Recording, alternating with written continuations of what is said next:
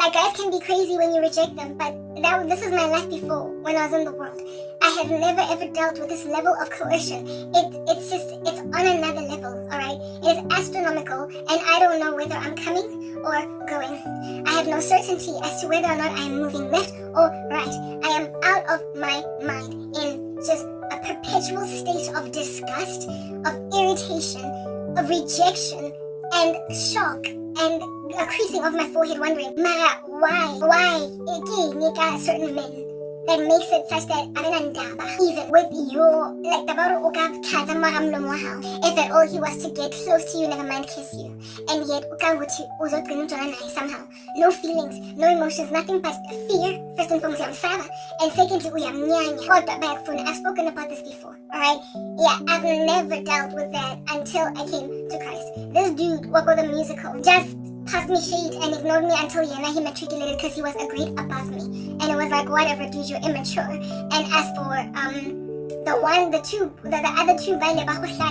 the Wits guy, threatened him with the dean of the university. The other dude at the restaurant was rebuked by a parent, etc. There was another one. I'm not gonna.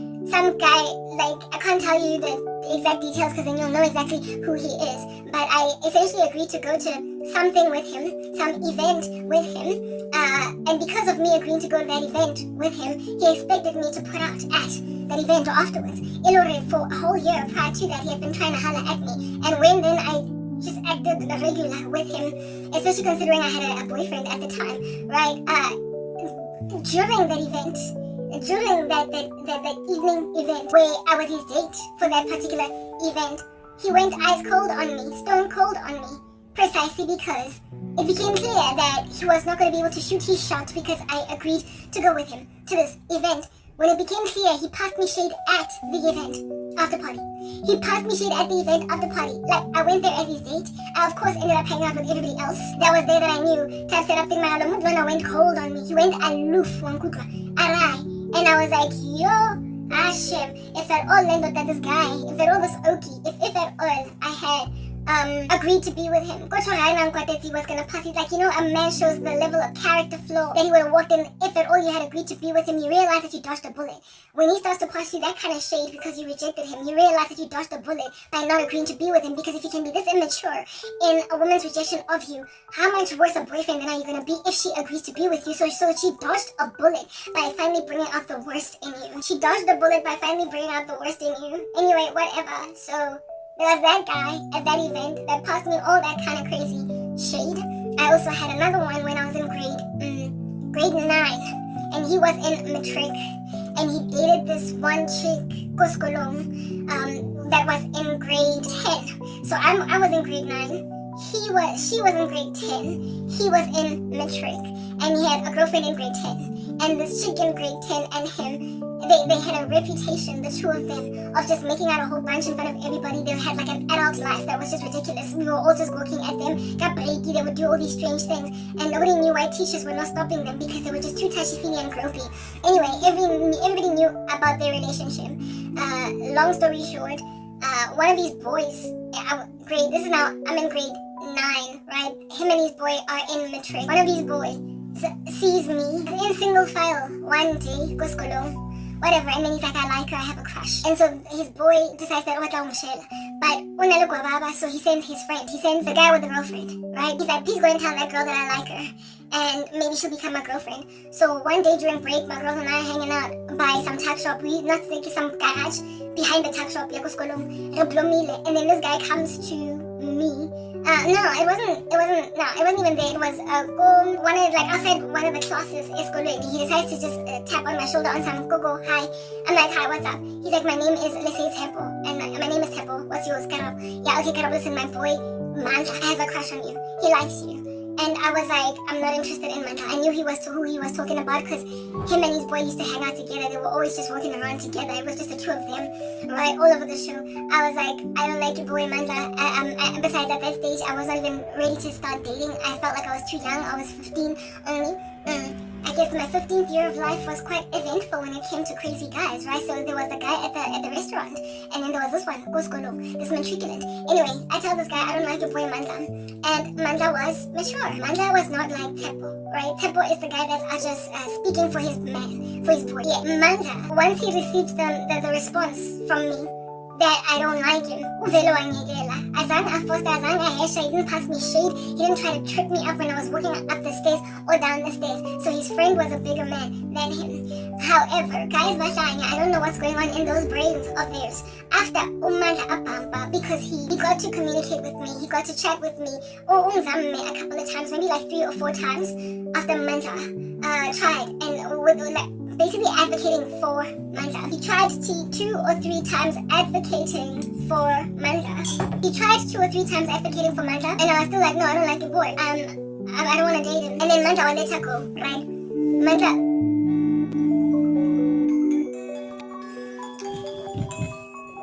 let go. Mandla let go, but did not let God. At least not yet. Who knows? Maybe Mandla did finally give his life to Christ. Anyway, whatever, Mandla let go. But because this dude had advocated on behalf of Mandla 2 or 3 times, or whatever, he then himself, men are crazy like that. That's why I get to Banahanan when they send their boys to talk with women. You're putting yourself in harm's way because this guy will then come and talk to this chick that you have a crush on and then decide that I like her. Look at your boy steal your girl. Like, if you don't got game, learn game. If you don't got lines, learn some lines. Like, shut up for yourself. Otherwise, your boy will actually be snatching your girl. Is that basic? Anyway, whatever. So this guy developed an interest in me. He got a crush on me during the time when he was advocating for his friend. And so, in spite of having a girlfriend a long time, like him and this chick that were always smooching, when we were new in grade 8, somewhere along the way in the year in grade 8, that's when they started dating. And now it was like about 2 years later, not 2 years, like a year later, they dated for a long time. That's what I'm getting at. They were together for a very, very long time, like long time, like for a high school couple. That was a long time, like a year and a half. It's like a long time for a high school couple. Anyway, whatever. So everybody in the school knew that this guy was dating this girl. Like, and funny thing, Skimsa, the girl, used to. I'm so distracted. There's just so much activity going on outside. I just wish this wasn't my life. You know that. Anyway, whatever. Skimsa, girlfriend, that thing. My girls and I used to hang out go garaging in Wiso. It was like a garage behind the tuck shop, and we just hung out go garaging. You know how the kids in school, they have their pauses, like during break. You know that scheme says on nasidula go grade 11 quad, abanye bahlala ku matric quad, abanye bahlala ku the tuck shop, abanye bahlala ku the rugby field. Yeah, they hang out in certain spots. Like, that's just how it is. I bet it's still like that even to this day. So my girls and I used to hang out go garaging in, and nobody would dare stand go garaging ile haona, because never to with success, because it was our posse, right? We used to hang out by this posse garage, while Skimsa, the girlfriend, used to hang out by these other pause areas, like these chairs that were by some walkway, and that was their posse where they used to hang out. We could see them, like from the garage where we were at. It was a mere 5-meter walk, maybe 5-10 meters walk to where they chill. And him and girlfriend, I think, he would fetch her. God blink, right? Where she was sitting with her girls and her posse, he would fetch his girlfriend, and the two of them would then walk just again another maybe 10 to 15 meters away from where we are sitting, and hang out by some rock or opposite the rugby field. It was like a rugby athletics patch type thing. That's where they used to sit and make out in front of everybody. Okay, so they sat by that rock together as a couple. We sat here, and then Skimsa, this chick, Nesidula, not far from where it is that we were at, got some chill area. And this idiot, okay, I'm not like literally, guys, as in, I don't know. I'm sorry, I don't even, like, for fear of sounding sexist at this point, let me not say they don't have as much tact when it comes to dating as women do, which is why women need to be careful with allowing themselves ugyoshelwa. Oh, I am so distracted, like, it's literally ridiculous. It's out of my mind, ridiculous. I can finally chill. There's no more activity outside. I like to say this in my content time and time again. You know what? Wisdom. The Bible says the fear of the Lord is the beginning of wisdom, and knowledge of the Holy One brings understanding. And when you fear God, He gives you understanding as to how the intricacies of this world works, okay? He tells you this is how man is. This is our nature, the human condition. Gaze upon it. This is what God has to say about the human condition. He says, the human heart is deceitful above all things and desperately wicked. Who can know it? He says of the human condition, there is no one who does good, no, not one, for all have sinned and fallen short of the glory of God. That no one can save themselves. And that in order for one to come to Christ, the Father must draw them to the Son. You gotta be out and dragged on the floor like a mop to Jesus, otherwise you would literally not turn in your own volition. So granted that we are born hating God as opposed to loving Him, we therefore are born essentially just kind of naturally foolish. Because only in the fear of the Lord do you then have wisdom. The opposite of wisdom is folly. The opposite of folly is not stupidity or unintelligence. Or the opposite of wisdom is not necessarily stupidity, because stupidity suggests that you can't add 1 + 1 is equal to 2. You can't multiply 6 times 6. You can't see red for red and blue for blue. That is an intellectual issue, right? Intelligence has nothing to do with wisdom. Wisdom is about employing the knowledge of God to life conditions so that you can eradicate or absolve yourself from experiencing the harshest elements of the human condition. Wisdom is amassing for yourself knowledge in Christ, putting it to practice that you might dodge some bullets. That's wisdom. So natural intelligence is void of an ability to truly protect you when you don't have wisdom. But you can't get wisdom without God. So when I say this is the human condition based on what God has to say, heart that is deceitful above all things and desperately wicked, who can know it? Dead in trespasses and sins. Most righteous works like filthy rags. Can't do anything right, can't do anything good. The Bible also says, which is yet again more wisdom from the Lord God, more knowledge from the Lord's word, that the eye of man is never satisfied, like death and Sheol, like that place where souls go when they die, that don't know God. The eye of man is never satisfied. They keep on consuming souls of men on the daily, and frankly they will keep on doing that all the way up until the end of the ages. It is unfortunate. So if at all our rapacity is like death and Sheol, our greed is like death and Sheol, there's no end therefore to what a human being whose heart is deceitful above all things and desperately wicked can desire for themselves once they have earmarked it for the grabbing. Once they have determined to get something into their back pockets, there's no calculating just what ends that people are prepared to go to get this thing. Given that they're evil and they're not restrained by just basically what's right and what's wrong, they are restricted by no other thing but their own physical challenges to get this thing. But if at all you can eradicate physical barriers to acquisition of what it is that you can get, if you can get these out the way, whatever is standing in the way of you and your mission, your goal, and the most that you can acquire, if you can move these out the way, then you're going to go and pounce on that thing, whether or not there are other abstract factors that you ought to consider in your attempts to acquire this thing. Abstract factors are important. Abstract factors like what is decent? What is the right thing to do? What is moral in this acquisition? What is ideal pertaining the betterment of the ecosystem encircling me, like for other people? Like when it comes to regarding how me getting this thing is going to affect the ecosystem around. Those are abstract factors. When you consider them, on that day you are better than most. You are not a mere brute beast that just goes for what you want. When only physical barriers to entry are the only thing that block you from going to get your most anyway. You are a flawed human being on that day. You are in great error. And you are what we call a fool. When, however, you grab abstract matters like love, respect, mercy, considerateness, selflessness for society, what is wrong, what is right, and another man's agreement to this, permission, consensus. When you consider these things, that's only when you're wise. It is not merely being able to get something and so therefore getting it that makes out of you a successful person. It is, according to God anyway, good success. It is in considering all other factors that are ethereal, transcendent, abstract, and enabling an ecosystem of everyone involved, not just you little selfish baboon. Do you understand what I'm saying? So only in the fear of the Lord, and so therefore the understanding of what He would rather have you do, WWJD, are you then on that day able to steward human beings? And are you able to steward even your crazy flesh, your longings, your desires, your wants. You are able to steward them in righteousness so as to not be an affront to everybody's peace in the street. This okie was just evidence of what happens with human beings. And the Njefela, when they have not God but have God, what they imagine to be something that they want, that is grabbable, that upon which they can put a bullseye on its back.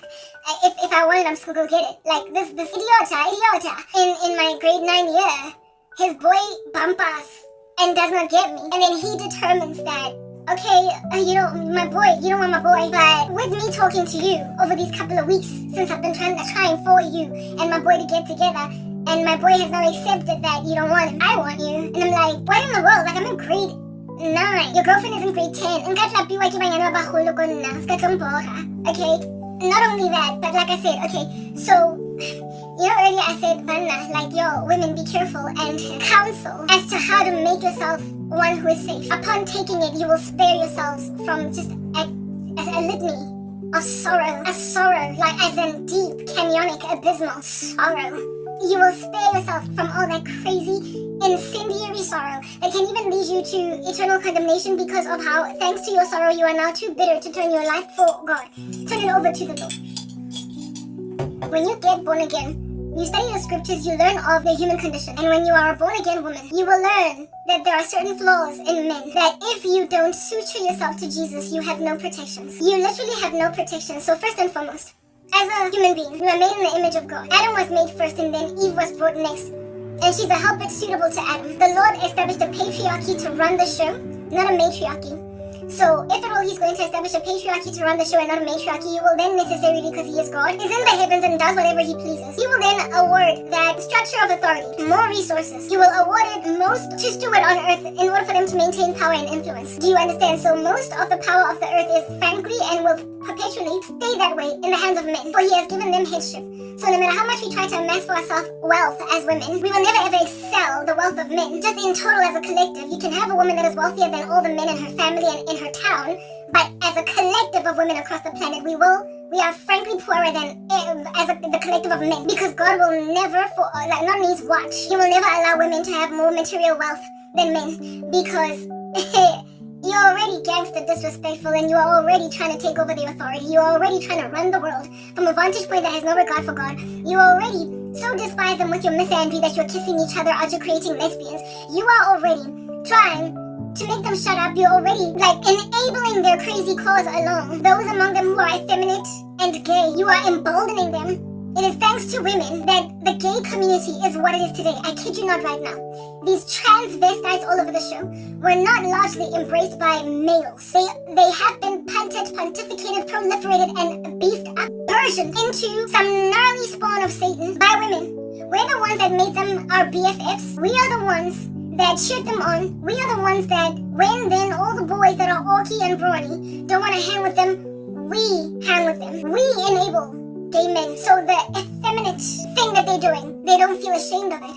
When other men reject them for their effeminate thing that they're doing, we as women are like, please don't let anybody judge you. That's just what Eve does. She eats the fruit first and then makes Adam eat.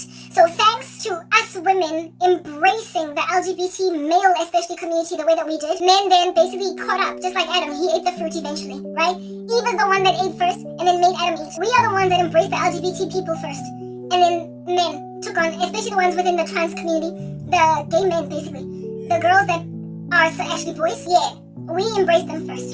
And when then you proliferate effeminate bona, you then have all these namby-pamby, fluffy, ungodly and unstrong and masculine men that are just caving in to the strength of womanhood and femininity and the matriarchy, to a point of weakening God's intended structure for the patriarchal head over the human race. For Adam to always be perpetually above Eve, for Eve to submit underneath him, and for Adam to love her the way that Christ loved the church. You muddy it, you murky it up, you make it wobbly-legged, you make it like that kiss my dolorando, archer clanking like swords in the battlefield, also like the hurabela that I spoke about earlier. You do that to the strength of society, that which is keeping the fabric of society aloft. When then men lose their girth and their strength and they become like girls, they then don't put their foot down where women are concerned, and when then men erode away at authority, women think they can just do whatever they want, and when then women feel like they can do whatever under heaven it is that they want, you're dealing with this headless chicken, literally, because men are our heads, running around amok all over the show, being feministic, thinking you can run the show. That's what's good. When it's not for you to run. While you can be leaders as women, it was never given to you to run the world. It has always been a man's world. And we know that that's a thing. But in a world that is pretty, the reason why you're so mad and so upset as women is because it is indeed a man's world, and men have not stewarded that award from them by God. They have not stewarded their masculinity, so they are basically just kind of rough, okay? They're abusive. Ba hlanya. Ba re shapa, and hape ba re nkela dintho cause ba feel like bona ba ka bigger grapes le rona cause ba hlanya ke re ga le ba ntse ba tswile tseleng. Type establishment thing. They hurt us. And so when then they hurt us, seeing as you can recruit a whole bunch of them to be gay, you then give yourselves a brawn, some kind of strength through gay men. Have you seen, have you not noticed pretty much, ever since I was a girl anyway on the come up, I noticed that gay men, in comparison to straight guys, and even single, and even straight women are just really successful. Like they did so well materially. They started businesses and just thrived. Everything they touched turned to gold, and they are so well kept together. They're so disciplined in what it is that they do in life, because what is a gay man? A gay man is a person given the brawn and the leading knack of a man, right? That God gave them to him. But mixed with that stilling, tranquil, mixing, it's like Adam and Eve in one body. It's an anomaly, a weirdo, and so it achieves success in a way that Adam would necessarily achieve success if he hearkened to his helper suitable, that is Eve. Because we are supposed to be wind beneath their wings. When you don't listen to women, you don't stop wars. Abigail did that with David to stay him from killing that town of Nabal and committing genocide and so having all that blood on his hands. Gay guys are just that mix. Do you understand? It is like the tranquilizing force of a woman right next to the fever of go-getting of a man. And then when they try and get their goals did, their things did, whatever they want to achieve, they have both within themselves in that strange dichotomy, the discipline of women and the temperance of women right next to the authoritative go-getting brawn of men. And it causes them to just catapult, to skyrocket in their careers, and to do so much better. But you see, you cannot warp. It's like a Nephilim god. I said the other day, and I found that statement quite profound, right? Go and put it on a lapel, a badge, or whatever, and print it on a t-shirt. Hallelujah. Okay? I said that God did not create hybrids. He created thoroughbreds. The Lord did not create hybrids. He created thoroughbreds. When a person is, I need to open for the cat. When people, in totality, human individuals, are within the fall, like after we fell under Adam and Eve, right? When we are given the fullness of strength in what it is that we can achieve, there is no end as to how horrifically and heinously we can sin against God. So after Adam and Eve fell, the Lord gave them what we call weaknesses, so that they will not purport to achieve that which they strive to achieve. That's what happened over there in Genesis 11, in the Tower of Babel. We as a conglomerate of human beings, in our evil and our sinful state, given that we have fallen after Eve, we cannot be given the nth degree of prosperous way of existing. Apart from being godly, we can't be awarded our wildest dreams and our wildest fantasies in our strength, because then on that day you're creating hybrids. On that day you're creating hybrids. I wanted to open for my cat, but I don't know. It's giving shade passing, because, you know, Tananani. Yeah, okay. God did not create hybrids, alright? He created thoroughbreds. Even those living creatures that have got eyes of heads of humans, images of humans, and heads of bulls and rams and lions are not hybrids. They were made that way from scratch by God. So they are thoroughbred mixes of a creation, a living creature that has got the combination of a human being and an animal like the head of a lion and whatnot. They're not hybrids. They were not mixed together, but the hybrid by mere virtue of the word in its original, what do you call this thing? I thought the word lexicon, but what I wanted to say was but denotation, is bringing together two structures like a Labrador and a Rottweiler, and then having these two dogs breed and bring out a Labraweiler. It's a mix. No more mixture. Give me the God of Scripture. That's a hybrid. It was not that Labraweiler was not created a Labraweiler. It was not from the very beginning created a Labraweiler. It was made a Labraweiler by a Labrador and a Rottweiler coming together in mating. And so creating some other little mix of a dog. So that mixture, called a Labraweiler, is the making of human beings, or the making of a fallen society, where they are crossbreeding, mixing, and doing all that stuff. Alright, the Lord is going to correct all such things. But if at all a labravila was created in its original genome from the get-go when God said, let there be a labravila, then on that day it doesn't qualify as a hybrid, even though it has a combination of the DNA, if you will, of a Labrador and a Rottweiler. It doesn't have a combination of that DNA. It is in its original DNA, in its thoroughbred DNA, a labravila. So if it was made in heaven that way, it is a thoroughbred. Therefore, you don't get to then use, say, since the fallen angels mated with human women, that but God, if you can make a living creature with the head of a lion or the face of a bird and the paws of a leopard and the body of a human being and give it wings and have eyes all around, I mean, that's like some strange manufacture of some mad scientist in China or in South Korea, out here with all of his wit and intelligence, doing some strange experiment in a lab, alright? That's not the same. That's you playing God, and that's you making labravila. That's you making Dolly the sheep. That's you trying to bring back the woolly mammoth. That's you trying to bring back the dodo or the dinosaur. That's you doing an experiment in your crazy Frankensteinic kitchen to basically be an affront to God. But when the Lord himself says, let there be a labravila, then that labravila is the thoroughbred. So when I say God does not make mixtures, he does not make thingy-mabobbies but thoroughbreds, he does not make hybrids but thoroughbreds, then understand that the hybrid thing, the hybrid phenomenon, the hybrid dichotomy that dwells inside a gay man that makes him so successful, is an affront to God. It is an error. It is a mistake. They become as successful as they are because they're literally a combination of Musadi Limuna inside a man. The sentiment and the affections and the spirit of a woman inside a man. It's a hybrid. It is an affront to God. And the thing about hybrids is that they're not necessarily going to falter because they're hybrids or an affront to God. They sometimes might indeed work better than an individual woman sitting by herself or an individual man sitting by herself, or an individual Rottweiler sitting by herself and an individual Labrador sitting by herself. The Labravila might do better as a living organism. It might do better than the unique individual Labrador and the unique individual Rottweiler. But just because it's doing better does not mean that it is acceptable in the sight of God. Because after the fall, we cannot be given prosperity as human beings. 100% in all that we achieve, we can't be given so much strength that we can successfully, essentially, coup God. Or at stage one anyway, nobody can coup God truly, but we cannot succeed in the nth degree of what evil we can walk in. That's why the Lord then has to create weaknesses in the original state. He has to create a weakness after the fall. He must create a weakness in the Rottweiler, and he must also create a weakness in the Labrador, so that they will not be able to successfully stage a coup against God or be used. Animals cannot really ever what do you call this? They can never ever really dishonor God, only be used for heinous purposes by evil human beings for their ends. So people are the ones that are to be slaughtering cows for ancestors and whatnot. The animal in and of itself is not sinning against God. It is groaning to see the sons of God revealed, because then on the day when we get revealed, they also will be set free from the tyranny of the fall.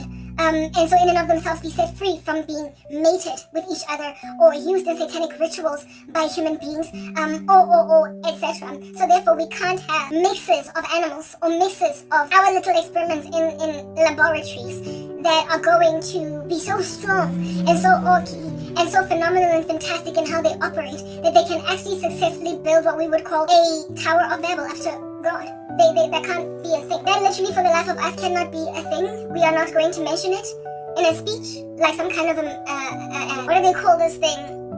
An adage, or baibitsang. Like when you put a note on the side at the beginning, an epilogue or a prologue, or some kind of a memoriam in a book that you've written. You cannot for the life of you add any of that in and still be any kind of like worthwhile in the sight of God. Anything that can strengthen itself apart from the fall is an affront from God. Anything that can give itself powers to overwhelm the fact that God judged us with the fall and said, you will work by the sweat of your brow. These are going to be the issues between men and women, this loggerheadedness between them. Men, you're going to try and lord it over them with an iron fist and be lacking in understanding. And women, you are going to desire your husbands to a point of idolatry. When then you don't get love from them, you will literally try and stage a coup and take them over.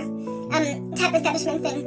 you don't get to, once the Lord has judged you with pain and childbirth, once the Lord has judged you with working by the sweat of your brow, once the Lord has judged you with striving in relationships because you are now fallen, you've got to be weak. You've got to be weak. Do you understand? Adam and Eve prior to the fall were super strong in the strength that they could ever walk because they were not sinners. When you have Herculean strength or Achillean strength or Superman or Supergirl strength without the kryptonite, you have got to be pure. You've got to be holy, because then that kryptonite-less existence as Supergirl and Superman in a fallen world, it's just going to stage a horrific coup against God in all that strength. That's what's going to happen. And so therefore be an even grander stench of wickedness on the ground coming up the nose of God down in these streets. And we see the culmination of that level of rebellion in the tribulation, where essentially such excellent by the standards of men, and maybe even according to God's standards, because listen, the Lord acknowledges the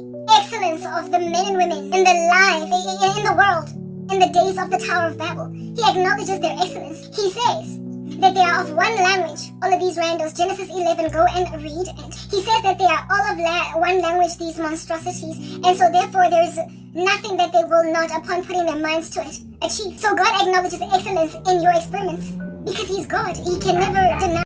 He's God. He can never deny the truth.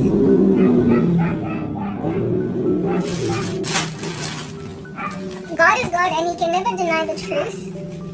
Okay?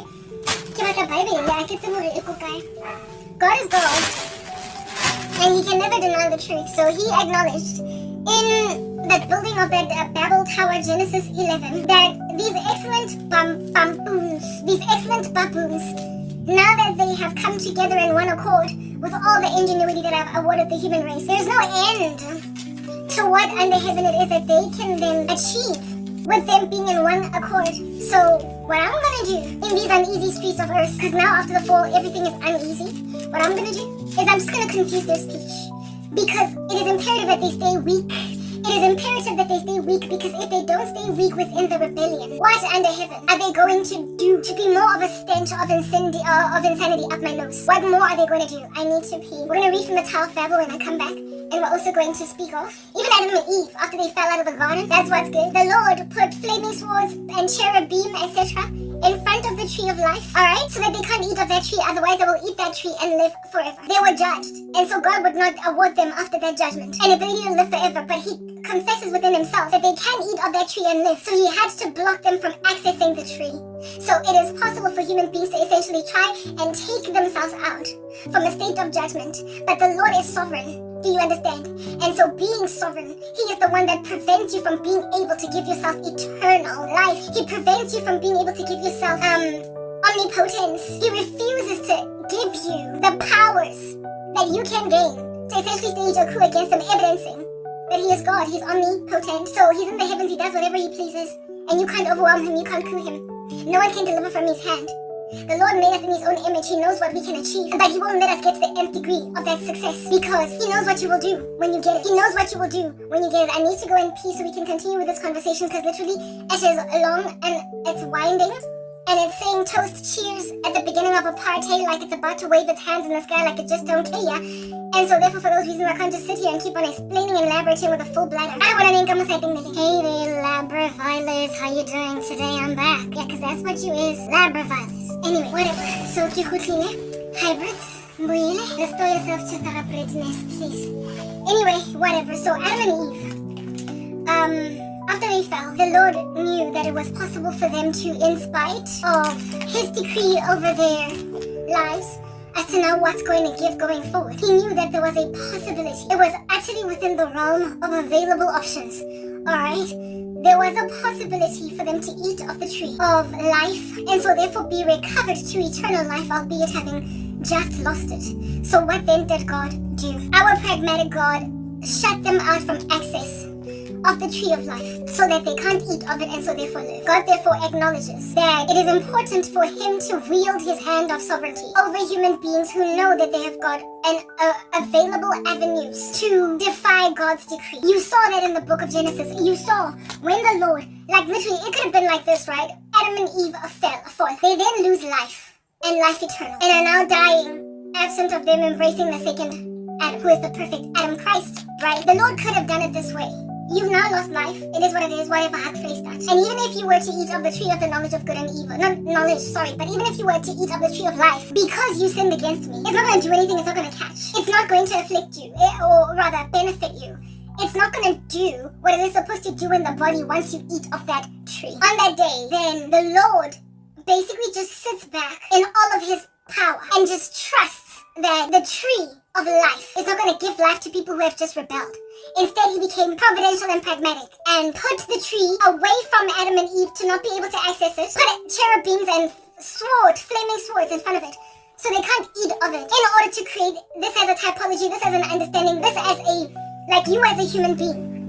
You don't get to deny me as God based on the fact that I did not supernaturally, by just standing back and folding my hands, eradicate a particular thing from coming to pass or metastasizing in society. The Lord, with that Adam and Eve thing, was showing the human race that I have made you in my own image. Therefore, you are going to be very exceptionally creative. And given that I created all things in matter using atoms, I said, let there be, it now is. I am aware that power is accessible by you. Insofar as you go to the depths of the earth and search it out.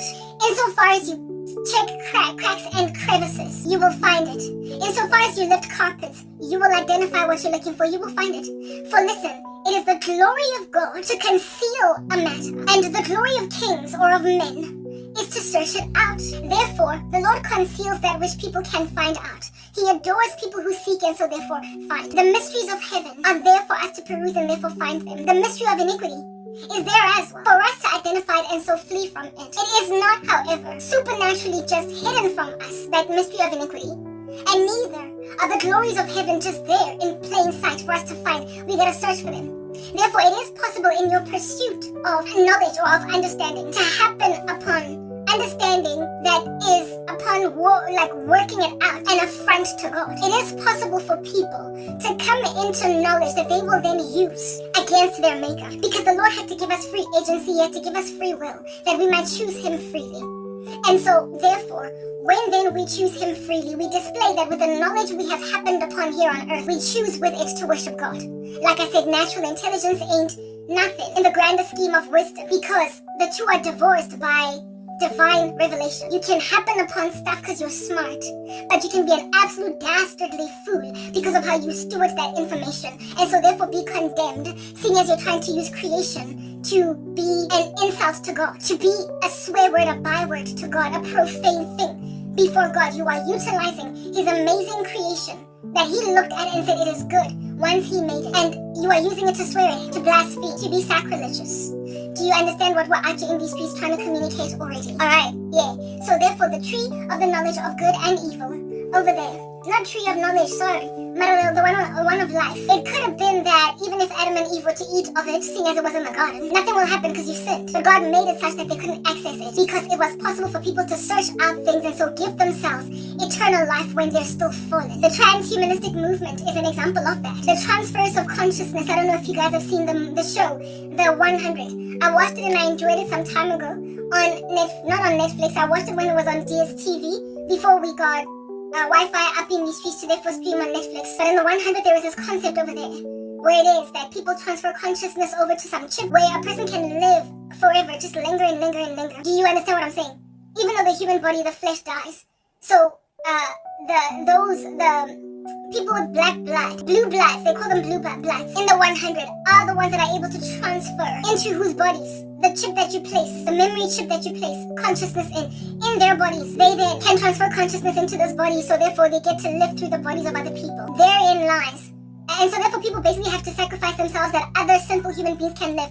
Therein lies the acquisition of eternal life, but without righteousness. If at all that eternal life has to be through the death of another mortal being, as opposed to an immortal Christ who can propitiate for everybody upon dying, and so therefore when he dies, when he gets resurrected, he continues to live on. Whereas when the blue bloods die, only the human beings that take their bodies and their consciousness linger on, evidencing Cain and Abel murder. I am jealous for your perpetuated state, and so therefore I'm going to exsanguinate it in order to linger mine. I'm going to take what I want to proliferate my own agenda, but you're going to die. So then on that day, we qualify the crime of murder or the sin of murder. Whereas Christ on the cross died. He was killed, he was murdered, but he was resurrected and lived again, evidencing that the Father in heaven did not commit any sin in sacrificing his Son. For his Son was fully God and fully man, able to propitiate for the entire human race, and he was able to be resurrected, and so therefore the injustice of killing an innocent man does not linger. And him being God, therefore then enables the shedding of his blood to atone, since life is in the blood, for everybody of us who will embrace the cross.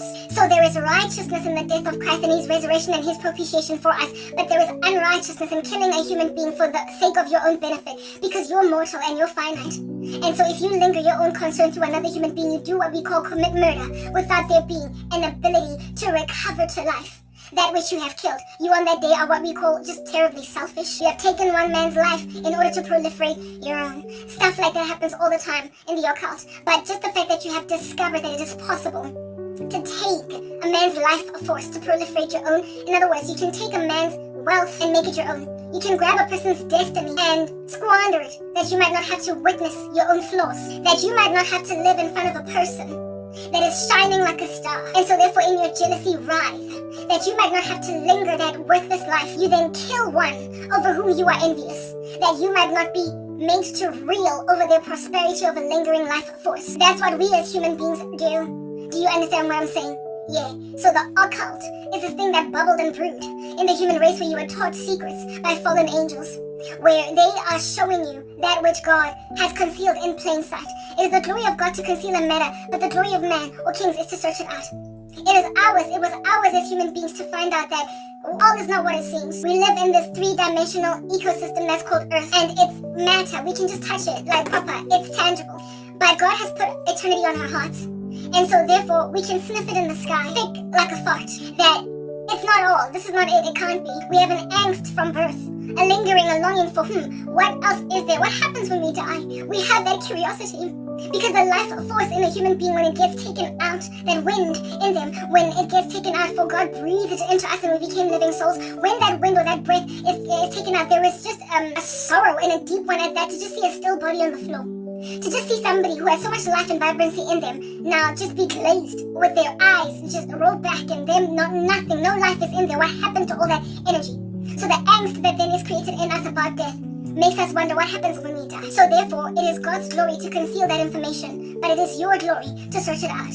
But you can discover a cornucopia, a litany of truths or understandings or informations, and it is up to you to extract out from that information or knowledge, that you discover what is truth. Because not all knowledge or information or understanding thrown out there in the streets is true. There's plenty of misinformation before we even coined the term, right? On earth, there is plenty of misinformation upon that which human beings can discover and identify, and the devil is in the business of warping truth, of putting it upside down, that which is right way up. He has a thing about you investigating in a petri dish or as a mad scientist in your little laboratory what is out there, and upon then happening on that understanding, twisting what you found up like a contortionist artist, like an acrobat with like some skills in these streets, actually able to walk backwards on their hands. Yeah, the devil does that with what you find out. So mankind having this curiosity, this angst within them as to what happens when we die. When people's life force gets taken out of them, all that bereavement then causes them to be, man, there's going to be more to this than what meets the eye. All that energy, where did it go? Then they start to interrogate because of their grief. Oh, what happens when we die? And we then learn. They then learn that spirits exist. Life goes on, like the Titanic song. My heart will go on and on. They come to discover that life lingers, that spirits exist because they are communed with upon asking questions, interrogating by entities. You know that gnarly sneeze that sits just here and then just leaves again because it's mean, like you guys? Anyway, whatever. Whatever, I had it and now it's gone. I guess we're not sneezing today. Anyway, anywho, anyhow, and any whatever. Alright, yeah, they then study and interrogate and try and figure stuff out. What gives, what gives. And then devils, when people are curious, will, you see, citing entities, or not even so much citing entities, but being communed with by spirits, is not necessarily outlawed by God. It is in you hearkening to them that then gets you haunted, ultimately, right? We know that that's a thing because the serpent in the garden is a spirit, right? However, it came through what? It's Satan. It came through a serpent, and it was there, but not in a haunting fashion. It came beguiling with kind words and sweetness, and with good tidings, offerings of literally sweet nothings, okay? That's what that serpent ought to be doing in these uneasy streets. Well, the streets were yet to be uneasy, but I mean, that serpent that made them uneasy, okay? Like an earthquake, trembling around all over the show. The Satan, that fallen angel, came through that which Adam and Eve understood and knew on the daily, right? All the animals in the garden, they knew them, including the snake of which, understand, freaky as this might sound, Archie was walking likely on 2 legs like you and me. It was not on its belly, because that was a judgment on reptiles that came only later on, thanks to the snake being a thing of that dastardly nature. Do you understand what I'm saying? So the snake was likely a preenly, upstanding, almost like maybe walking on 4s like a lion or whatever, slithering beast. And I wasn't slithering. We know the serpent wasn't slithering because it was its judgment to crawl on its belly. So it rocks up after on all 4s, making like a cartoon lizard or whatever, and it speaks to Adam and Eve, and then beguiles them. But Adam and Eve knew the snake. They knew the snake like they knew the lion. They knew the snake like they knew the eagle. They named them, right? Adam is the one that named them. They knew animals. So therefore, when this animal came and spoke to Eve, listen, I don't know. I do not know if animals in the garden could actually commune with human beings in a way that they understood. Speak to people. It is not an understanding that we have access to. But one thing that is certain is that it was not a surprise or a shock or something that caught Eve off guard as anomalous for a serpent, one of the animals in the garden, to talk to her.